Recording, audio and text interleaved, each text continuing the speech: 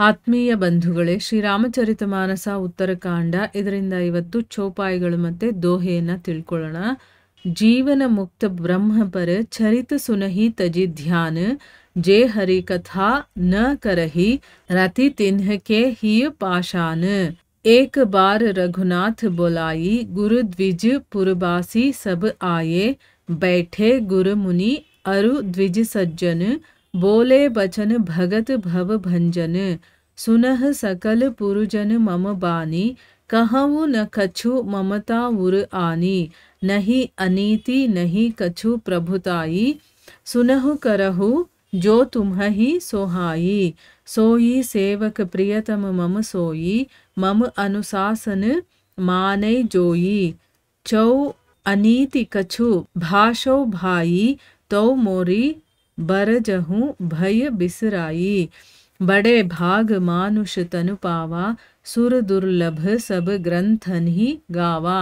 साधन धाम मोक्ष कर द्वारा ಪಾಯಿನ ಜೇಹಿ ಪರಲೋಕ ಸವಾರ.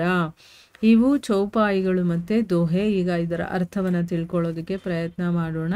ತುಳಸಿದಾಸರು ಹೇಳ್ತಾರೆ, ರಾಮ ದಿನನಿತ್ಯ ಮಾಡುವಂತಹ ಲೀಲೆಗಳನ್ನ, ಹೊಸ ಹೊಸ ಲೀಲೆಗಳನ್ನ ನಾರದ ಮಹರ್ಷಿಗಳು ಪ್ರತಿದಿನ ಬಂದು ನೋಡಿ ಅದನ್ನ ಬ್ರಹ್ಮಲೋಕಕ್ಕೆ ಹೋಗಿ ವರ್ಣನೆ ಮಾಡ್ತಾ ಇದ್ರು. ಬ್ರಹ್ಮ ಅದನ್ನ ಕೇಳಿ ಪರಮಾನಂದವನ್ನ ಪಡೆದು ಅವನು ಹೇಳ್ತಾ ಇದ್ದ, ನೀನು ಮತ್ತೆ ರಾಮನ ಗುಣಗಾನವನ್ನ ಮಾಡು ಅಂತ. ಮತ್ತೆ ಸನಕಾದಿ ಮುನಿಗಳಿರ್ತಾರಲ್ಲ, ಅವರು ಕೂಡ ನಾರದರನ್ನ ತುಂಬಾನೇ ಹೊಗಳ್ತಾರೆ. ಅವರು ಬ್ರಹ್ಮನಿಷ್ಠರಾಗಿದ್ರೂ ಕೂಡ ರಾಮನ ಪ್ರಶಂಸೆಯನ್ನ ಕೇಳಿದಾಗ ಅವರು ಬ್ರಹ್ಮ ಸಮಾಧಿಯನ್ನು ಕೂಡ ಮರೆತು ಅವರು ತುಂಬಾನೇ ಗೌರವದಿಂದ ರಾಮಕಥೆಯನ್ನ ಕೇಳ್ತಾ ಇದ್ರು. ಅಂದ್ರೆ ಈ ರೀತಿಯ ಇಂಥವರೇ ರಾಮಕಥೆಯ ಶ್ರವಣಕ್ಕೆ ಪರಮಾಧಿಕಾರಿಗಳು ಅಂತ ಇಲ್ಲಿ ತುಳಸಿದಾಸರು ಹೇಳ್ತಾ ಇದ್ದಾರೆ.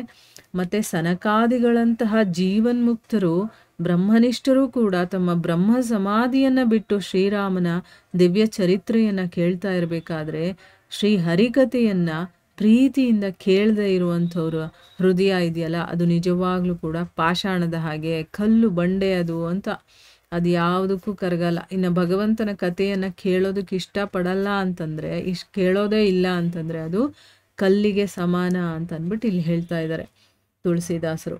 ಒಂದ್ಸರಿ ಏನಾಗುತ್ತೆ, ಶ್ರೀರಾಮಚಂದ್ರ ಗುರು ಆಗಿರುವಂತಹ ವಸಿಷ್ಠ ಮಹರ್ಷಿಗಳನ್ನ, ಬ್ರಾಹ್ಮಣರನ್ನ, ಮತ್ತೆ ಇನ್ನೂ ಅಯೋಧ್ಯೆಯ ಪ್ರಮುಖರಿರ್ತಾರಲ್ಲ ಅವರನ್ನೆಲ್ಲ ಆಹ್ವಾನಿಸ್ತಾನೆ. ಶ್ರೀರಾಮನ ಒಡ್ಡೋಲಗದಲ್ಲಿ ಗುರುಗಳು, ಮುನಿಗಳು, ಬ್ರಾಹ್ಮಣರು, ಮತ್ತೆ ಸೋದರರು, ಮತ್ತೆ ಇನ್ನೂ ಬೇಕಾದಷ್ಟು ಜನ ಸಜ್ಜನರು ಯೋಗ್ಯತೆಗೆ ಅನುಸಾರವಾಗಿ ಕೂತ್ಕೊಂಡಿರ್ಬೇಕಾದ್ರೆ, ಅಂದ್ರೆ ಏನು, ಅವ್ರವ್ರಿಗೆ ಅಂತ ಕೆಲವೊಂದು ಸ್ಥಳಗಳನ್ನ ಇಟ್ಟಿರ್ತಾರೆ. ಗುರುಗಳಿಗೆ ಬೇರೆ ಕಡೆ, ತಮ್ಮಂದ್ರಿಗೆ ಬೇರೆ ಕಡೆ ಇರುತ್ತೆ, ಇನ್ನು ಸಾಮಾನ್ಯ ಜನಗಳಿಗೆ ಬೇರೆ ಕಡೆ ಇರುತ್ತೆ ಅಲ್ವಾ. ಆ ರೀತಿ ಯೋಗ್ಯತೆಗೆ ಅನುಸಾರವಾಗಿ ಕೂತ್ಕೊಂಡಿದ್ದಾಗ ಭವ ಭಯವನ್ನ ಹರಿಸುವ, ಅಂದ್ರೆ ಈ ಭವಬಂಧನ ಅನ್ನೋದು ಏನಿದೆಯೋ ಇದರ ಭಯವನ್ನೇ ದೂರ ಮಾಡುವಂತಹ ಶ್ರೀರಾಮ ಈ ರೀತಿ ಹೇಳ್ತಾನೆ.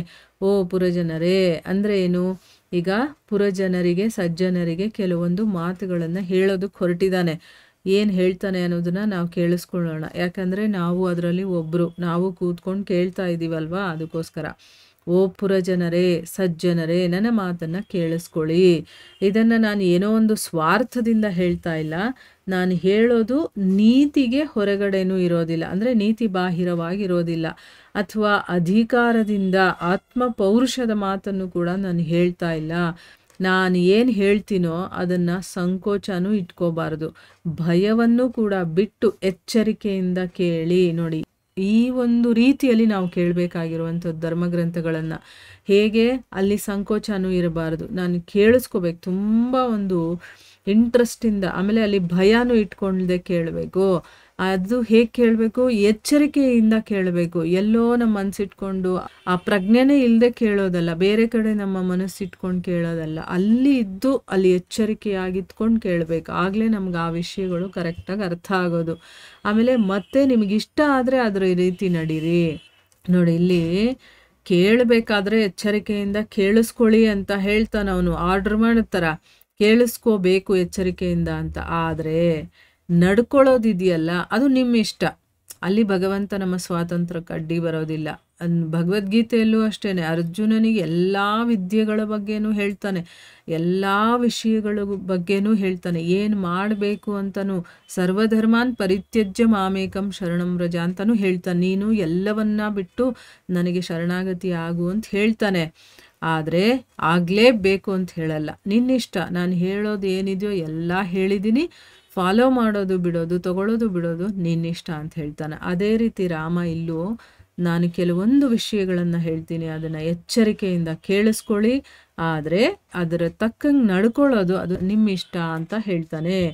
ನನ್ನ ಆಜ್ಞೆಯನ್ನು ಯಾರು ಪಾಲಿಸ್ತಾರೋ ಅವರು ನನಗೆ ಸೇವಕರು, ಅವರು ನನಗೆ ತುಂಬ ಪ್ರೀತಿಪಾತ್ರರು ಅಂತ ಹೇಳ್ತಾ ಇದ್ದಾನೆ. ಅಂದರೆ ನಾನು ಏನು ಇವಾಗ ಹೇಳ್ತೀನೋ ಅಥವಾ ನಾನು ಯಾವಾಗ ಏನು ಹೇಳಿದ್ರೂ ಕೂಡ ಅದನ್ನು ಯಾರು ಫಾಲೋ ಮಾಡ್ತಾರೋ ಅವರು ನನಗೆ ತುಂಬ ಪ್ರೀತಿಪಾತ್ರರು.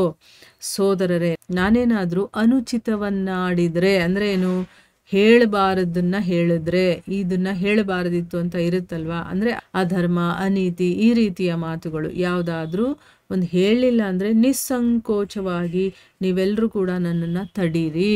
ನಾನು ಹೇಳಿದ್ದು ನಿಮ್ಗೆ ಹಂಗೆ ಅನಿಸ್ತು ಅಂತಂದರೆ ಅದಕ್ಕೆ ಇಲ್ಲಿ ಸಂಕೋಚ ಮತ್ತು ಭಯ ಎರಡೂ ಇರಬಾರ್ದು ಅಂತ ಮೊದಲೇ ಹೇಳಿದ್ದಾನೆ. ಆಯಿತಾ, ಎರಡನ್ನೂ ಬಿಟ್ಬಿಡಿ. ನಾನು ಹೇಳ್ತಾ ಇರೋದು ಸರಿಯಾಗಿಲ್ಲ ಅಂತ ನಿಮಗೆ ಏನಾದರೂ ಅನಿಸಿದ್ರೆ ಸಂಕೋಚ ಪಟ್ಕೊಳ್ಳದೆ ನೀವು ನನ್ನನ್ನು ತಡೀರಿ. ಮಹಾಭಾಗ್ಯವಶದಿಂದ ಈ ಮನುಷ್ಯ ಜನ್ಮ ಅನ್ನೋದು ನಮಗೆ ಸಿಕ್ಕಿದೆ, ಯಾರಿಗ್ಯಾರಿಗೋ ಸಿಕ್ಬಿಡೋದಿಲ್ಲ, ತುಂಬಾ ಅಪರೂಪಕ್ಕೆ ಸಿಗುವಂಥದ್ದು. ಎಷ್ಟೋ ಲಕ್ಷ ಜೀವ ಯೋನಿಗಳಿದೆ, ಅದರಲ್ಲಿ ಎಲ್ಲದಕ್ಕಿಂತ ಉನ್ನತವಾಗಿರುವಂಥದ್ದು ಮನುಷ್ಯ ಜನ್ಮ ಅಂತ ಹೇಳ್ತಾರೆ. ಅದಕ್ಕೆ ಮಹಾಭಾಗ್ಯದಿಂದ ನಮಗೆ ಈ ಮನುಷ್ಯ ಜನ್ಮ ಅನ್ನೋದು ಸಿಕ್ಕಿದೆ. ಇದು ದೇವತೆಗಳಿಗೂ ದುರ್ಲಭ ಅಂತ ಎಲ್ಲ ಗ್ರಂಥಗಳು ಕೂಡ ಹೇಳಿದೆ. ಇಲ್ಲಿ ಅರ್ಥ ಮಾಡ್ಕೋಬೇಕು, ನಾವು ಸ್ವರ್ಗಕ್ಕೆ ಹೋಗಬೇಕು ಅಂತ ನಾವು ಇಷ್ಟಪಡ್ತೀವಿ, ಆದರೆ ಆ ಸ್ವರ್ಗದಲ್ಲಿರುವಂಥ ದೇವತೆಗಳು ಭೂಮಿಯಲ್ಲಿ ಮನುಷ್ಯರಾಗಿ ಹುಟ್ಟಬೇಕು ಅಂತ ಇಷ್ಟಪಡ್ತಾರೆ. ಯಾಕೆ, ಇಲ್ಲಿ ನಾವು ಭಗವಂತನಿಗೆ ಸೇವೆ ಮಾಡ್ಬೋದು, ಆಮೇಲೆ ನಾವು ಇಲ್ಲಿಂದ ಡೈರೆಕ್ಟಾಗಿ ಆ ಭಗವಂತನ ಧಾಮಕ್ಕೆ ಹೋಗೋದಕ್ಕೆ ಸಾಧನೆ ಮಾಡ್ಬೋದು. ಆದರೆ ದೇವಲೋಕಗಳು ಏನು, ಅಲ್ಲಿ ಭೋಗಿಸೋದಕ್ಕೆ ಹೋಗಿರುವಂಥದ್ದು, ಅಲ್ಲಿ ಭಗವಂತನನ್ನು ಪಡೆಯೋದಕ್ಕೆ ಸಾಧ್ಯ ಇಲ್ಲ ನಾವು. ಆಯಿತಾ, ಅದಕ್ಕೋಸ್ಕರ ದೇವತೆಗಳಿಗೂ ದುರ್ಲಭ ಅಂತಂದ್ಬಿಟ್ಟು ಗ್ರಂಥಗಳೇ ಹೇಳಿದೆ. ಇದು ಸಾಧನ ಧಾಮವಾಗಿದ್ದು ಮೋಕ್ಷದ್ವಾರವಾಗಿದೆ.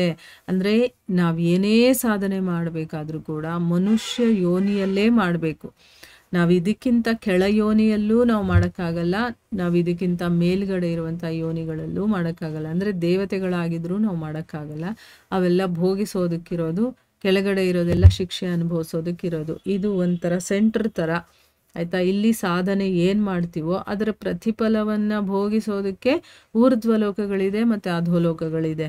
ಅದಕ್ಕೋಸ್ಕರ ಇದು ಸಾಧನ ಧಾಮ ಮತ್ತು ಮೋಕ್ಷಕ್ಕೆ ದ್ವಾರವಾಗಿದೆ. ಇದು ಇಂತಹ ಶರೀರವನ್ನು ಪಡ್ಕೊಂಡು ಭಗವಂತನ ಪ್ರಾಪ್ತಿಗೋಸ್ಕರ ಬಯಸದೇ ಇದ್ದರೆ ಅವರು ಇನ್ನೆಂಥವ್ರು ಇರ್ಬೋದು ಅಲ್ವಾ, ಅದ್ರ ಬಗ್ಗೆ ಇಲ್ಲಿ ಹೇಳ್ತಾ ಇದ್ದಾನೆ. ಈಗ ನಮಗೆ ಮನುಷ್ಯ ಜನ್ಮದ ಇಂಪಾರ್ಟೆನ್ಸ್ ಏನು ಅಂತ ಗೊತ್ತಾಯ್ತಾ?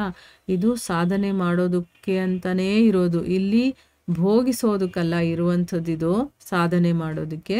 ಆದರೆ ನಮಗೆ ಭೋಗನೂ ಬೇಕು ಅಂತ ನಮ್ಮ ಮನಸ್ಸಲ್ಲಿರುತ್ತಲ್ಲ, ಅದಕ್ಕೋಸ್ಕರ. ಆದರೆ ಭೋಗಿಸ್ಕೊಂಡೇ ಇರೋದಲ್ಲ, ಅದಕ್ಕೆ ಪುರುಷಾರ್ಥಗಳನ್ನು ಕೊಟ್ಟಿರೋವಂಥದ್ದು. ಇಷ್ಟು ವರ್ಷ ಅಂತ ಆದಮೇಲೆ ಅದಾದಮೇಲಾದರೂ ಅಥವಾ ಆ ಭೋಗಗಳನ್ನು ಭೋಗಿಸ್ತಾನೆ ಭಗವಂತನ ವಿಚಾರದಲ್ಲೂ ಕೂಡ ನಾವು ಸಮಯವನ್ನು ತಗೊಂಡು ಅವನ ವಿಚಾರಗಳನ್ನು ಕೇಳೋದು, ಲೀಲೆಗಳನ್ನು ಕೇಳೋದು, ಇದರಲ್ಲೆಲ್ಲ ನಮ್ಮನ್ನು ನಾವು ತೊಡಗಿಸ್ಕೋಬೇಕು.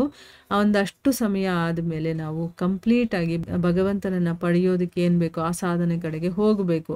ನಾವೇನು ಮಾಡ್ತೀವಿ ಅಂತಂದರೆ ಭೋಗಿಸೋದ್ರಲ್ಲೇ ಮುಳುಗೋಗ್ಬಿಡ್ತೀವಿ. ಅದು ನಾವು ಮಾಡ್ತಾ ಇರುವಂಥ ತಪ್ಪು. ಅದಕ್ಕೆ ಇದನ್ನು ಸಾಧನ ಧಾಮ ಅಂತ ಹೇಳಿದ್ದಾರೆ ಮನುಷ್ಯ ಶರೀರವನ್ನು. ಸೊ ಇದು ಮೋಕ್ಷಕ್ಕೂ ಕೂಡ ದ್ವಾರವಾಗಿರೋದ್ರಿಂದ ಇಂಥ ಶರೀರವನ್ನು ಪಡ್ಕೊಂಡ್ಮೇಲೆ ನಾವು ಅದನ್ನು ಉಪಯೋಗಿಸ್ಕೊಳ್ದೇ ಇದ್ದರೆ ನಮ್ಮಂಥ ಮುಟ್ಟಾಳರು ಬೇರೆ ಯಾರೂ ಇಲ್ಲ ಅಂತ ಇಲ್ಲಿ ಇಂಡೈರೆಕ್ಟಾಗಿ ಭಗವಂತ ಹೇಳ್ತಾ ಇದ್ದಾನೆ. ಮುಂದುವರೆದು ಇನ್ನೂ ಏನೆಲ್ಲ ಹೇಳ್ತಾನೆ ನಮಗೆ ಅನ್ನೋದನ್ನು ನಾವು ಮುಂದಿನ ಭಾಗದಲ್ಲಿ ತಿಳ್ಕೊಳ್ಳೋಣ. ಹರೇ ಕೃಷ್ಣ.